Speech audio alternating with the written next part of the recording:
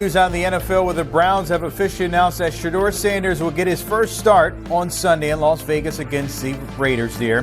Dillon Gabriel is currently in concussion protocol, which means that Sanders will make his first career NFL start, as I mentioned. But last week in relief of Gabriel dealing with that concussion, the fifth-round pick just went for 4 for 16, 47 yards, no touchdowns, and that lone interception. I talked about that announcement earlier this morning. Kevin Stefanski making that official. Take a listen. Given down. So that's where we're getting started. Shedeur is going to start at quarterback. Dillon is still in the concussion protocol. He is improving. But obviously we got to put a plan together for all of our players, all of our offense, our defense, our special teams, plan of attack, and give our guys a chance.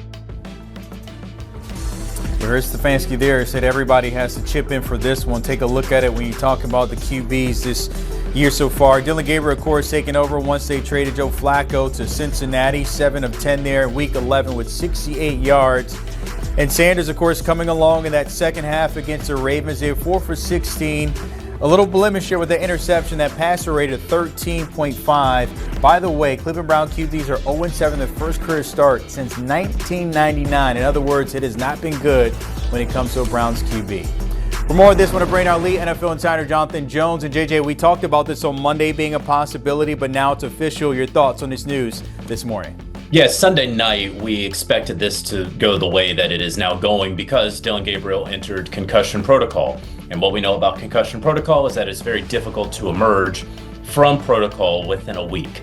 And so because of that, all signs have always pointed to Shedeur Sanders being the starting quarterback for the Browns this upcoming week against the Raiders. They wanted to get through a couple of days. They see that just ahead of the first practice this week on Wednesday. They announced that Shedeur Sanders will get the start. So what does that mean? That means that he is going to get his full complement of first-team repetitions. You know, I know that there has been a lot of talk about Shedeur Sanders' lack of first-team reps. I just want to be clear about this. There was no reason for Shedeur Sanders, before Joe Flacco got traded, to ever get a first-team rep. You had Flacco, and then you had Dillon Gabriel in the pecking order, and then it was Shedeur. So no third-string quarterback ever gets first-team reps. Then when Flacco was traded, Dillon Gabriel is now the starter. That is where the argument could be made, has been made, that maybe Kevin Stefanski and that coaching staff should have given Shedeur a handful of reps every now and then just to simulate it, because he's only one play away, just like what we saw this past Sunday. That's as far as any sort of condemnation on the coaching staff for not having Shedeur Sanders necessarily ready probably has to go, because they were going with a rookie in Dillon Gabriel, someone they clearly valued higher than Shedeur Sanders by evidence of his draft stock and where they took him in the 3rd round versus the 5th. Now, what you have with Shedeur, a full week of reps with the starters going against a Las Vegas Raiders team that frankly isn't all that good. Last week, really hard against the Ravens, a team that is clearly bouncing back. The Raiders, okay, this is, look, if Shedeur Sanders has it, we should be able to see it this week. And I said on HQ on Sunday night that I wasn't going to hold against Shedeur completing 25% of his passes against the Ravens, coming in a pinch. It wasn't good, right? But he also was not really prepared. And so two things can be true at the same time. You can hold both of those things, but here you go. We're going to see what Shedeur Sanders really has this week. It is now official. He will start for the Browns against the Raiders. JJ, you kind of hit on it there. The only tape that we have to go back to Colorado in terms of him being a starter there. And the minimal reps against the Ravens, as you mentioned there, a juggernaut compared to what the Raiders will be. Given the fact that he will not have these first-team reps the next couple of days in preparation, a game plan set up for him, what should we be looking for in terms of the quarterback we expect him to be on Sundays? I think what you are going to see, certainly early, is a lot of plays to get him in rhythm. Okay, I can almost guarantee that you're going to see some plays that are just screens, easier completions, high percentage throws, so that you can, in basketball parlance, see the ball go through the net, right? It's almost like a Mikan drill in basketball, right? Just put the ball up and lay up and just go ahead and get a feel for it. That's what we're going to see, I would have to imagine, against the Raiders starting out, because Shedeur Sanders did not see the ball go through the hoop. He did not see his passes be completed very often, right, against the Baltimore Ravens. And so that is what I expect early on. You want him to get the football out of his hands quickly. That has been a team that we thought he was going to in terms of Las Vegas, the Raiders, so I'm pretty sure he will have a chance to show this is why you shouldn't have passed on me. I want to go to Atlanta when it comes to Michael Penix Jr.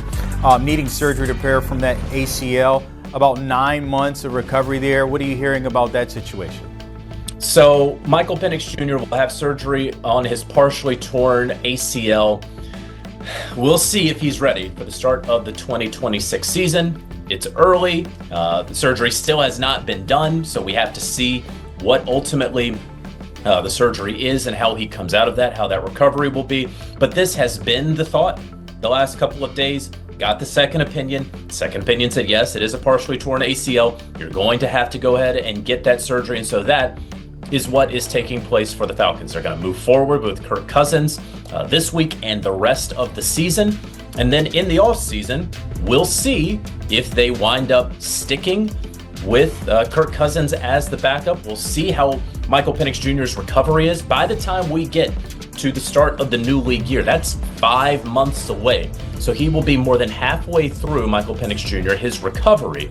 And so they'll have a decent idea at that point of whether he's going to be able to be in position to start in week 1, or if they need to get a veteran viable backup. Perhaps even, as crazy as it sounds, retain Kirk Cousins on his deal to make sure that they are set there at the quarterback position. Oh, it seems like Kurt in that 180 paying off again, getting back into the starting lineup. We'll see how that pans out there in Atlanta. Jonathan Jones, appreciate you joining us on that break and to be there.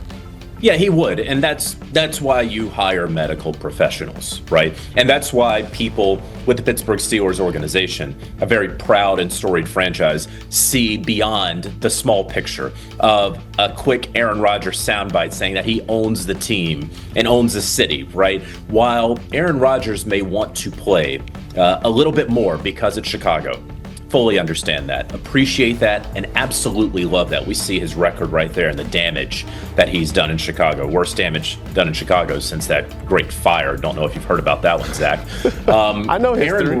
Okay, there you go. Well, you don't know movies. Aaron Rodgers wants badly to play in this game, but there are greater aspirations involved here. Again, you don't want to risk further injury. You want to be good for that Bills game. Let's be honest, in the grand scheme of things, where every game matters, this Chicago Bears game actually matters less than just about any other game they're going to play the rest of the way out. It's an NFC opponent, right? So they're out of division, out of conference, not going to really count toward any legitimate tiebreaker until you get way down the line. But that Bills game's important. AFC, Ravens, obviously AFC North, right? So I think while we are so focused on Aaron Rodgers and Chicago, there is a greater perspective here that if it's gonna be close, maybe you hold Aaron Rodgers back from himself.